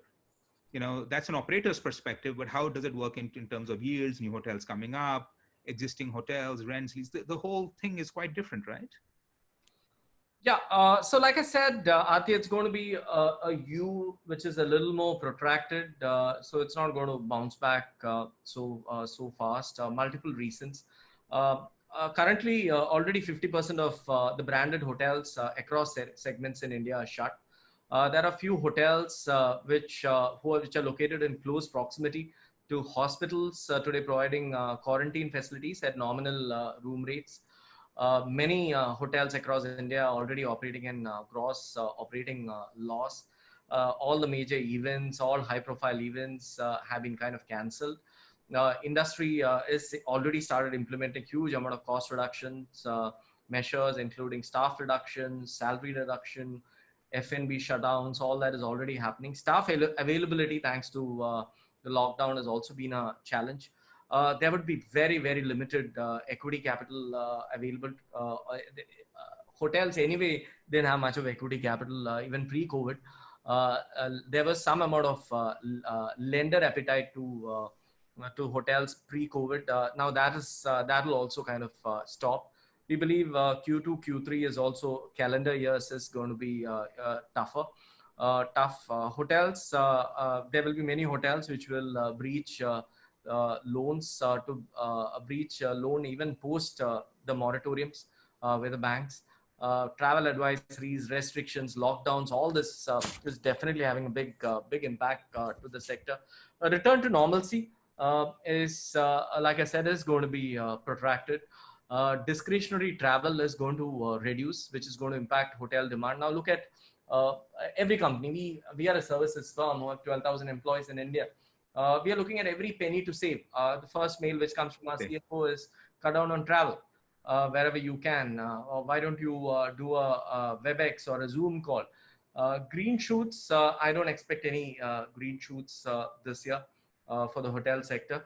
Growth, again, recovery is looking, it's going to take at least 12 to 18 months. Locations which are epicenters today are going to be impacted more. So unless we kind of control that, it's going to be a challenge. Private equity will come back when the distressed deals start. Cracks will emerge over leverage assets. High net worth investors, I believe, will come back into the hotel market because cash is king. They will retain their assets. They will go talk to banks and try and see if they can get any deals. Work from home is definitely going to have some amount of impact on hotels as people will say, let me not travel too much around from business needs. Collaborative technologies. How many of us were using Zoom till a month back, and today everybody is here using Zoom. So collaborative technologies will have an impact again on the hospitality sector. I think once normalcy returns, resorts which are located within 5-6 hours driving distance from cities will be the first ones to recover. International vacationing, people are not going to think about it, at least for the next few months, given the kind of challenges the world is going through. I think domestic staycation is something which will kind of come into our The country, which is Lokhandwalas or the, even for example, Delhi, going up to like an ITC Bharat Ratna and all, 1.5 hour drive, 2 hour drive staycations. so Lonavlas, your Mahabaleshwars and all these things, which is like a staycation or staycation within the city, going to maybe like 1 hour away from this city, not very far off. Market recovery, the travel restrictions need to be lifted. Consumer hesitation to travel will be there. And demand is, at least for the next 12 months, demand is going to be driven by the domestic leisure traveler who might be hesitant to take flights and would rather prefer to drive. Markets which have very high international visitation will feel the heat even more. Markets like Bombay, Delhi, Bangalore, which have a lot of international visitors coming. And location. Five-star category, which is depending on this huge amount of global travel, right? You just had to have rooms. Those you are thinking will really dry up a bit. Exactly. So these are some of the challenges we feel and some of the trends we see coming up in the hotel sector. Now, I'm going to quickly go to co-working, and then after that, we have a few macro questions which I'd like to address because we have a little bit of time left now. One of the big things for co-working, and we had a call with a few of our people in the CII webinar series where there was this joke that I think everybody had wished they could work from home. Now that they've experienced it, they don't want to work from home. and even those who are, sort of were working from big offices or such, again, going to that global phenomenon that it has proven that, look, you don't need to have everybody in the office. And now, obviously, this won't be for the big guys, the captives, the guys who are worried about data security, but at least the smaller players, 50 people, 100 people, 300 people shops might say, you know what, why have an office? Let's just get the best talent in the country. And one guy could be in Bangalore, one guy could be in Mumbai, a couple of people in Delhi. And now we've proven that we can actually get this team to operate that way. Obviously, if those who are very comfortable working at home will do it, but I think a lot of people have said, you know what, I need that separation between my personal life, my family. I need that concentration exercise. As you had said, I don't have that study, which can be locked and everybody, gives me my personal space, even especially in my joint family, right? Co-working, is this, I mean, of course, the WeWork and all the debacle we had globally, but is this where co-working makes a comeback? I think it's a mixed bag. There are pros for co-working and there are cons. There are things which the co-working industry will need to fix. Firstly, there are 400 co-working players in the country. I think many of them will be in trouble. I think the industry will consolidate to maybe 15, 20 players, like every industry. That's the first thing which will happen. From the positive side, a lot of companies today don't want to invest capex.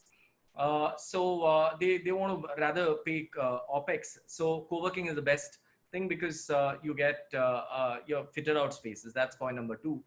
Point number three, again, is look at flexibility. Today, the companies will look at flexibility more than ever before. And from business continuity purpose, okay, can I have a few co-working centers around offices, right? So that kind of gives me better BCP. But the co-working industry is going to get impacted by distancing because the entire model was based around densification. And now you're telling people de-densify. So that could definitely have an impact on co-working. Community, the entire thing was community. Over the next few months, we are not going to be wanting to be in too much of community zone. Other big challenge, Aditya, is also in an office, regular office, you know the people you're going to be working with. In a co-working, because you're working with multiple companies, you don't know the kind of people who are around you, which will give you a small amount of fear. Again, when given the next few psychological fear. So short-term de-densification will happen. Smaller offices in multiple locations within the same city. You will have to rearrange common areas, rearrange interiors. Productivity issues, I think work from home will have an impact on co-working. Co-working players have already started offering softer pricing and start giving good incentives, especially for their newer centers. And trying to, the co-working players have already in pain, thanks to whatever is happening. They've started discussing rent waivers with the landlords, like many others are doing. So it's a kind of a mixed bag, and the sector will kind of consolidate. Many co-working players actually want to play the operating model game. Even they don't want to invest in capex. We believe some of the co-working centers will shut shop, and this space will come back to the landlord, and he will start doing his own co-working center. So these are some of the things I believe will happen to the co-working industry. Do you think that companies now who didn't have a very good force majeure clause and were stuck in these 2-3 months, 2-3 years, 4 years, long-term rentals, spent a lot of money on fit outs, and I'm seeing figures that pending, of course, the government maybe today, tomorrow, day after announcing a huge economic package, we are going to see a massive number of bankruptcies. Scary figures out there. I don't want to quote them to cause any panic, but enough that a lot of companies are contemplating that they have to cut significant numbers of their workforces, at least during the temporary period. Obviously, there'll be a ramp up after 6 months, 1 year recovery. And they're saying, hey, wait a minute, we just had this setback. The biggest expense we had was this massive rental contract we couldn't get out of. Maybe now's the time that when we ramp back up, it's just don't sign a 9-year lease with a 3-year renewal and just go for a year, 2 year, or even a month-to-month co-working. And that's just from a pure mental stress behavioral change. Do you buy that? Or people are going to be like, well, how many COVID-19 black swans can happen in a decade, Yeah, I agree. I think that will be the positive for the co-working industry, which is the flexibility that it offers, the no capex which it offers, and the short terms which it offers. So you're spot on. I think that will definitely happen. And now I'm just going to, for the last few questions, I'm going to try to again go back to the macro industry instead of trying to deep dive into asset classes. I have Aryant Jain. Hi, Aryant. Thank you for joining. Who's this year's co-convener for the Delhi State Real Estate Committee. One big question he had is, we talked briefly about landlords, but how are you seeing PE funds and banks respond to their clients, particularly the builders, the real estate developers? They obviously know that these guys are hurting. People have picked up equity, they've picked up debt, a lot of debt, for example, given by some of the tier 1 PE funds and banks. Obviously, first couple of weeks, everybody was running around, but are you seeing now sort of an industry coming together and saying, how do we treat our clients? Good question. When these kind of incidents happen, big crisis situations happen, we have seen that typically PE funds, they go back to known markets and focus on income. So there would be less money coming for opportunistic. There'll be more money coming for income producing assets. That's one. Second is currency correction can create opportunities. Currency fluctuation scares people, but currency corrections can create opportunities. We need to keep that in mind. There is a renewed cautiousness about India over the last 3 to 4 weeks. But like I said earlier, there's a lot of dry powder. They're sitting on 330 billion of dry powder is what the global real estate funds are sitting on. We also believe there'll be a lot of sale and leaseback happening. As a lot of Indian corporates who are starved for cash, they would go to buyers and say, this is a sale and a lease. I'm selling my asset and I want to lease it back from you. We would see that beginning to happen. Big vanity building you had, you're like, what, not worth it. Let's get it to a buyer and do a buyback. So, at least your balance sheet cleans out on cash, right? That'll definitely happen. And real estate is non-core to your business. So of course, you'd rather put it on your core business.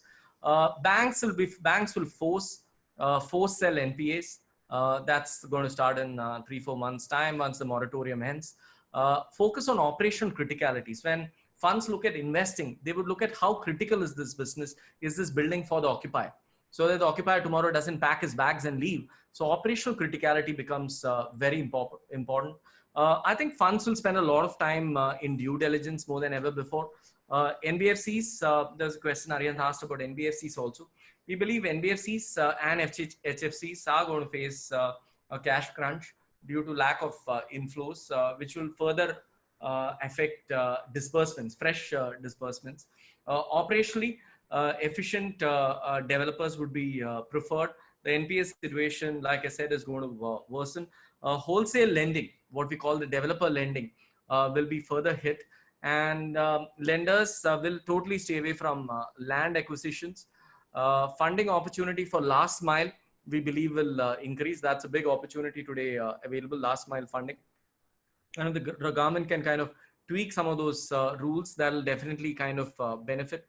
I had some numbers around, which is a little not very positive in terms of numbers around overall dispersal loans which have been given. That'd be great, please. That'd be great. Yeah.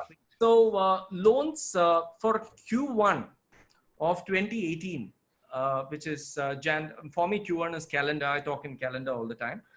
Calendar quarter, Q1 2018 was the wholesale lending, the developer financing was 61,000 crores.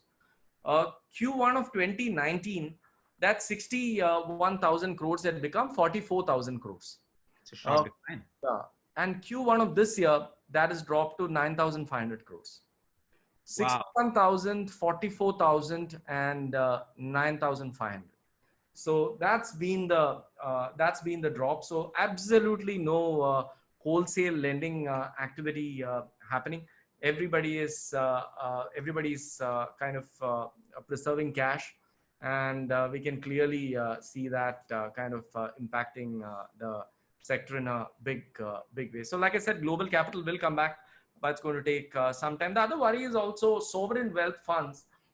Typically in these kind of situations, sovereign wealth funds from Middle East, for example, given all the things which are happening on the crude front, they may have their own challenges given the crude prices. Sovereign wealth funds, which will be called back by their own home countries to come invest in their own economies, to kind of turbocharge their industries. At that time, the last thing they would want is come and let me go and buy one more office building in Hyderabad instead of saving their own home country, which is going through all kind of COVID challenges. So we believe sovereign wealth funds would again kind of slow down in the coming months. But just on Aryan's question point again, just on the PE funds who've already given loans, who have already given mezz finance, who's already underwritten many of these projects. Do you think they're going to be softer than the banks? I mean, what are any insight into how they're thinking about this? Are they going to try to do foreclosures, personal guarantee cashing, obviously black swan? So, I mean, one would presume since they don't have the RBI behind them to declare NPAs and such, they have a little bit more room to negotiate. Aditya, you need to remember that the PE funds never went into too much of lending. They were all focused, the big boys, the Blackstone, Brookfields, GICs and CPPIBs, they were more focused on buying income-producing assets. They did very few residential opportunistic kind of investing or lending. Very few lending activities. Most of them are fully focused on buyout and get yield.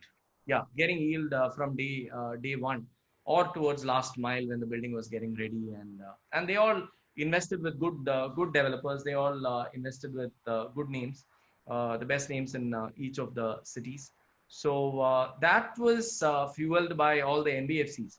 And post IL&FS, we all know what happened to NBFCs. The very fact that all the share prices of different NBFCs are at 25% or some NBFCs at 10% of the peak value.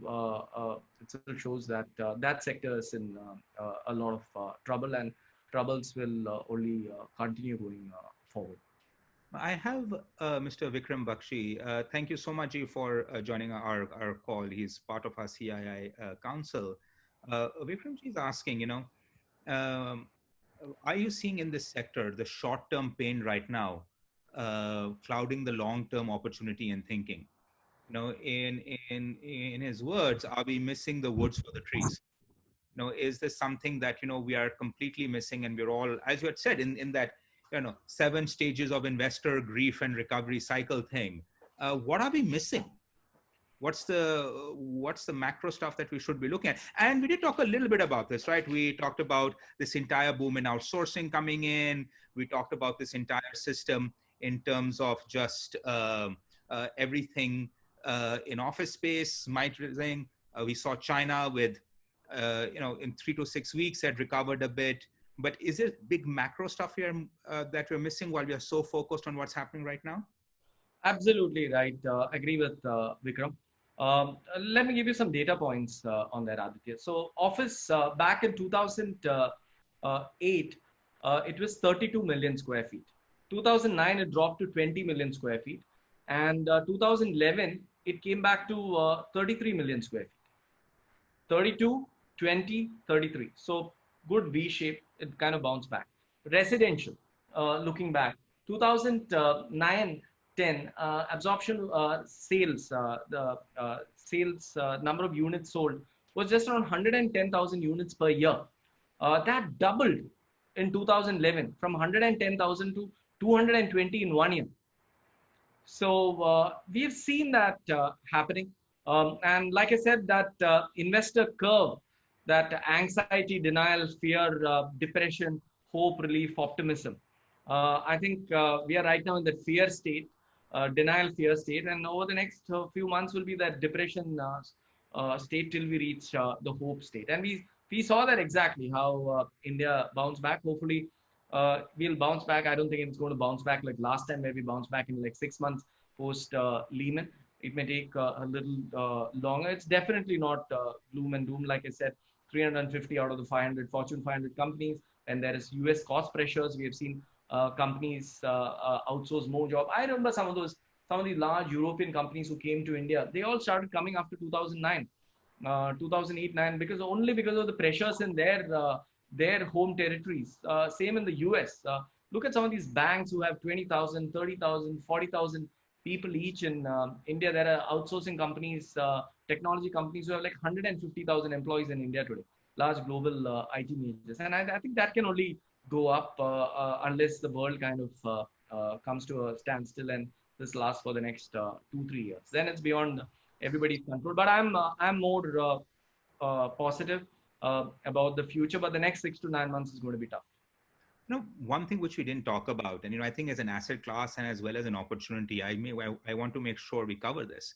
One big boom we have seen is in the industrial warehousing and logistics and a sector, with e-commerce jumping up.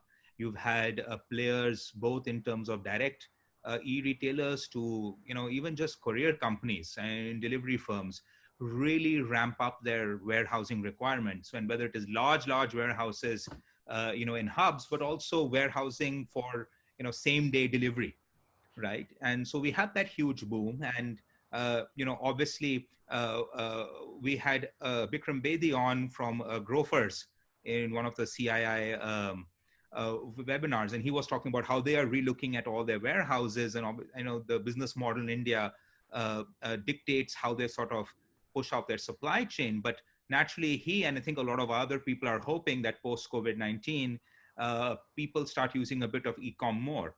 And I see Vikramji had made another point in his question, which I also agree, that suddenly now we are talking about, and to be fair, we've talked about this for the last 20 years, but hopefully this time, if we do focus on manufacturing, right? If the world says, look, we got a little bit burnt in China on the supply chain, we want to have an alternative.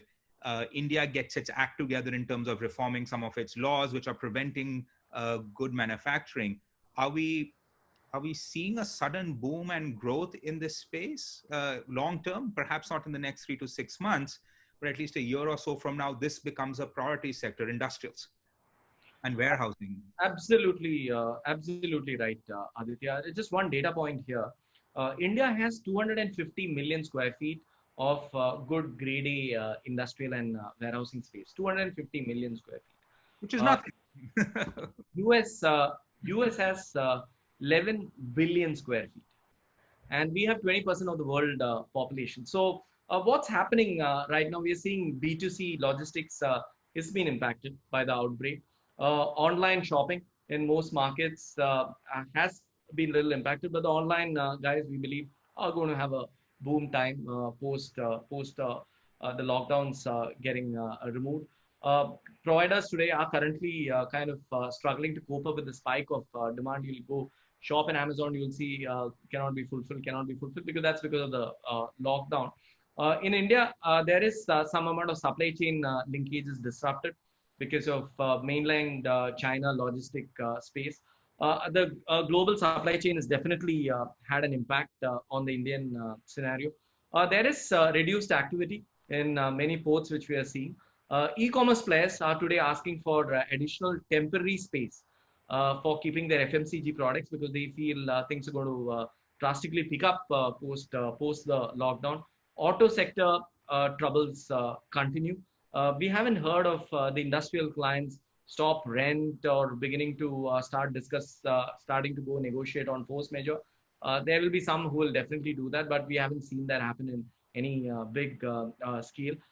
Taking up space on short term will happen. All the e-commerce transactions which we've been doing are still very, very active.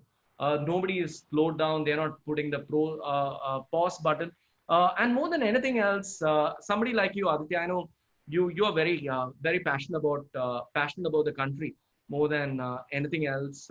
This is that golden opportunity for India to really get the Make in India going. I know the last 5 6 years we've been talking about Make in India. We haven't seen too much of action. If we miss this opportunity, I think we can never get an opportunity like this. I think the central government needs to identify 4 5 hotspots, maybe Maharashtra, Tamil Nadu, pick up 4 5 states like this and really, really push these states as the next big manufacturing destination. There are two things we hear from all manufacturing global companies who come to India. One is lack of availability of land, and second is approvals. These are two things which they keep talking about all the time: approvals and lack of land availability. I think the government needs to pick up. I know people like you, Aditya, who spend a lot of time in Delhi, can influence some of these decisions to help the country. If our country needs to get out of all this mess, we need to create employment, and we won't get a better opportunity than this. There is a lot of companies want to kind of what do you call reshore, closer, localize. A lot of companies wants to localize more than globalize. Make in India is going to become a lot of is going to be in the minds of a lot of global companies. Near sourcing of manufacturing is another trend which we will see. So India basically becoming a big manufacturing destination, and India becoming a manufacturing business country, BCP destination also. So one is the core manufacturing, and second is the BCP manufacturing. As more and more companies will want to rely less on China, I think this is a big opportunity we have.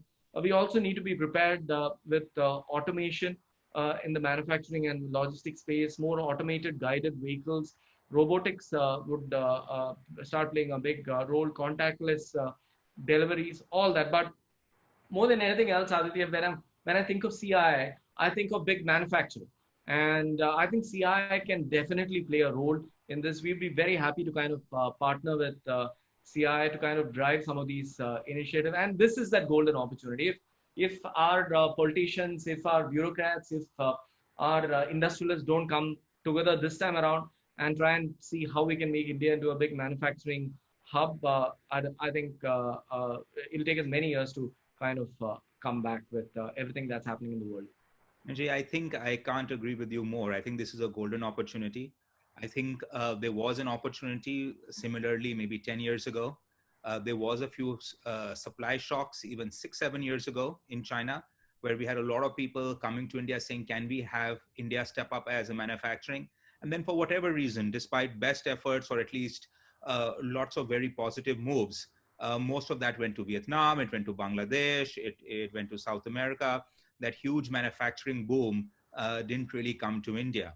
And, we talk about ease of doing business all the time. And one of my favorite changes to the phrase, and so someone else who came up with this, was that, there is one thing about ease of doing business, which focuses on ease of starting a business.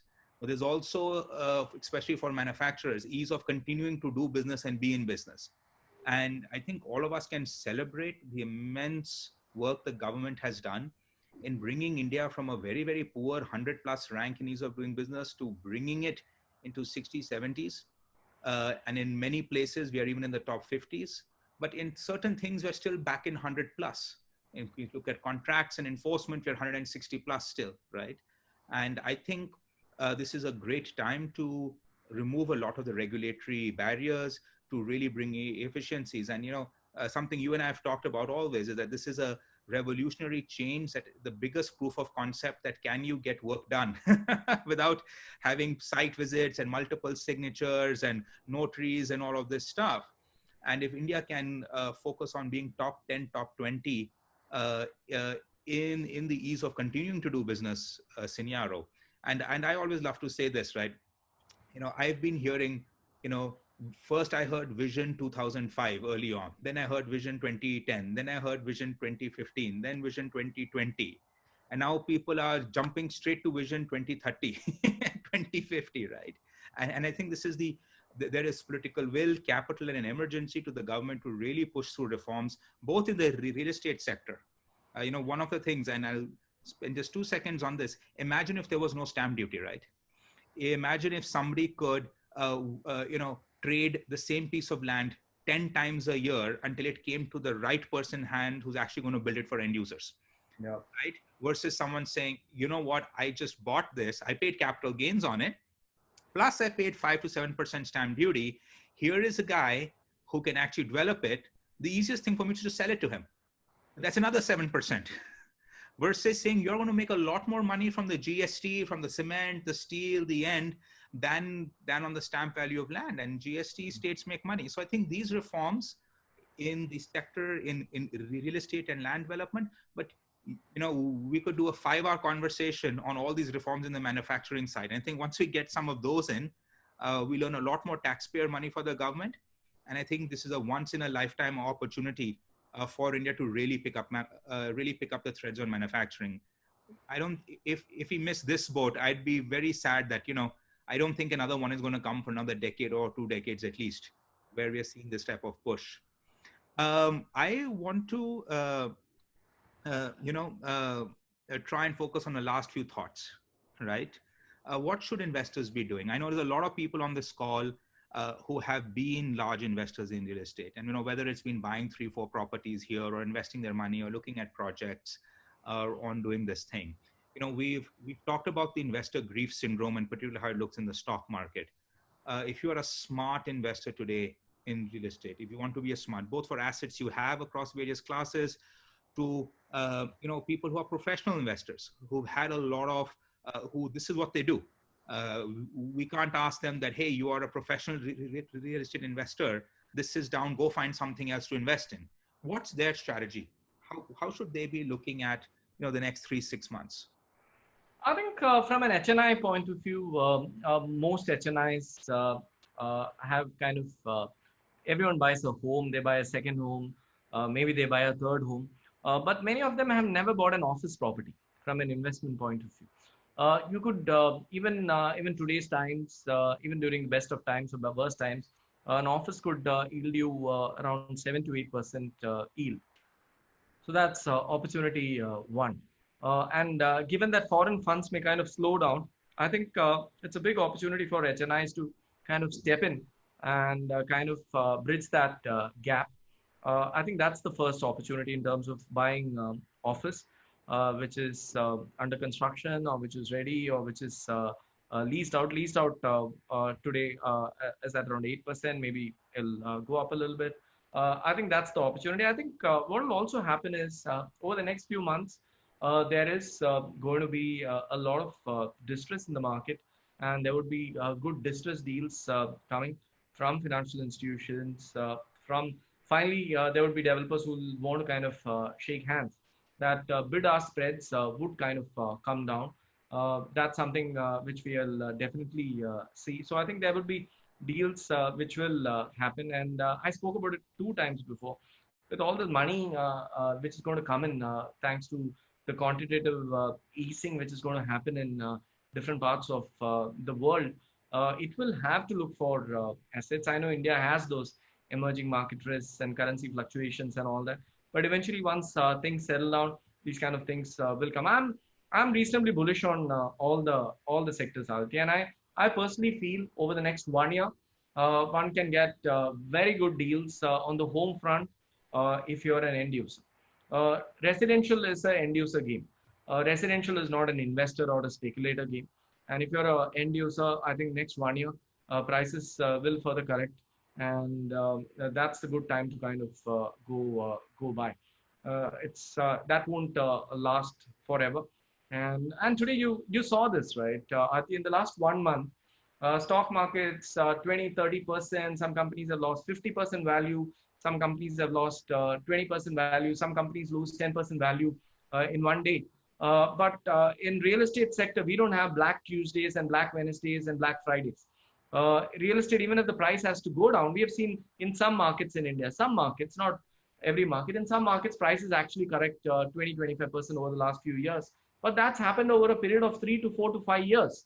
So even when price correction happens, it happens like this slowly. It doesn't happen one day where you lose 10% of the value. And when the prices start going down, that's a good time. If you want to exit, you can exit. So I think real estate is still a very, very safe asset class. And I've seen all these stock market gurus who come on TV for Diwali and sit and say the Sensex will touch 1 lakh and all that. I don't know what happened to all their predictions. Everybody's talking right now. I've seen banks predict rupee is going to touch 30 rupees. So we see all these predictions on CNBC and ET now, and people still buy into those predictions. And people have forgotten all the stock market gurus. What happened in the last 2 months? You've just lost 30% of your value if you had invested in the stock market. That wouldn't have happened in real estate. If anybody on this call or any stock market gurus, those mutual fund gurus who come on television channels, if they can say that real estate has lost 20% in the last 3 weeks, I will obviously go first buy their home before because they're going to sell it 20% cheaper. And because there's been so much of talk, I think the real estate sector hasn't kind of grouped together, come together to kind of market the benefits of being in real estate. There's always bad apples. Real estate has those bad apples. In certain pockets in North, for example, there were those bad apples who delayed projects by 5 to 7 years or whatever. But there's so many great developers in cities like Bangalore and in Mumbai who always deliver on time, who pay penalties to their buyers if tomorrow there's a delay. I think those are the guys who are going to do well. And there needs to be something for the sector, like you're seeing mutual funds. You need to get something like that together for the sector, that real estate is a safe investment. Don't expect the kind of returns what you saw between 2004 and 2008, where residential prices went up 225% in that 4 to 5 years. You can't see those kind of returns. But if you want a home to stay and you expect inflation-adjusted decent returns, I think real estate is still a good place to be, and even on the residential front, which is going through so much of pain. It's a long-term store of value. It's still a lot better than what we're seeing in volatilities on asset class, and we haven't done a great job of marketing as an investment portfolio option around that. But do you see REITs coming in more now to sort of plug that gap, or now we'll have to wait a couple of more years for the REIT stories to reignite? More than the REITs, but just before going to REITs, I'll just add one more point here, Aditya. This COVID-19 has also shown us that you need a home to stay in more than ever before. Like you need a home, something which you can call your own to stay in. That's one. REITs, I think there were a couple of not two or three REITs which were planned this year. I think it's going to slow down. Two reasons. One, global capital will kind of go to safer places. And two, all the volatility in the stock markets, which we have been seeing. I don't think the REITs will happen this year. But these developers are very credible names, and I think they will push it out to next year, is my belief.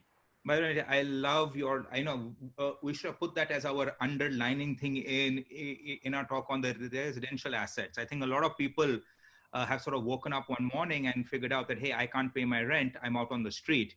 Owning a home is a big safety net. It was always a big safety net And I'll just add a point. I've actually heard of cases from the developer community where the landlord didn't let a COVID-19 patient stay in the house. All they were staying on rent. So they evicted them or they put them out of the building and all of this stuff. Right? so there are those kind of things happening. Not much, but limited. So some things we need to keep in mind. Owning a fully paid home is a great asset to have in times of crisis, and I think that psychological thing should at least help drive sales. For those who are asking in the audience, how do I drive sales for residential real estate? Call them up and said, sir, tomorrow if something goes wrong, can you be evicted? Obviously EMI spending, but I think owning a home, I think, is a great way now for the industry to say, own your home, be safe. In a crisis, this is the one asset that you have more than any. You can't go live inside your DMAT account. Ramesh, thank you so much. I think we're hitting, we went over by almost 25, 30 minutes on this call, but it was a brilliant conversation, and thank you for spending the time and, covering every single asset class, a whole bunch of questions we had very systematically. Any last words you'd like to do to wrap up? That simple curve which I spoke about. I think the hope will come back, and then will be the relief and optimism. So this is that pain, fear, panic stage, and things will definitely improve. And like I said, the optimist needs to think tomorrow is going to be better than today, and today's challenges are tomorrow's opportunities. And I think Indians by design, I think, are very optimistic. We always hope for a brighter future. Thank you very much, everybody, for joining in. I know we went over a bit. Many of you stayed with us. Please, if you're not a CII member, I have shared the link in the chat. Please join CII. We are always very happy to have new members, big, small, any size, work with you to figure out how we can help in your industries to address individual members' issues and problems. We also have an amazing lineup of more webinars. We have one tomorrow on zero-based HR budgeting with Nilesh Gupta in Deloitte. Please join us for that, as well as throughout April. Ramesh, thanks again for being with us today, and for ending on such a positive note. Thanks, Aditya, for calling me. And if things get tough in your industry, Aditya, you can obviously become a TV moderator. You did a fantastic job today. Likewise, Ramesh. Public speaking career in motivation. Thank you, everybody. Have a great evening. Bye-bye.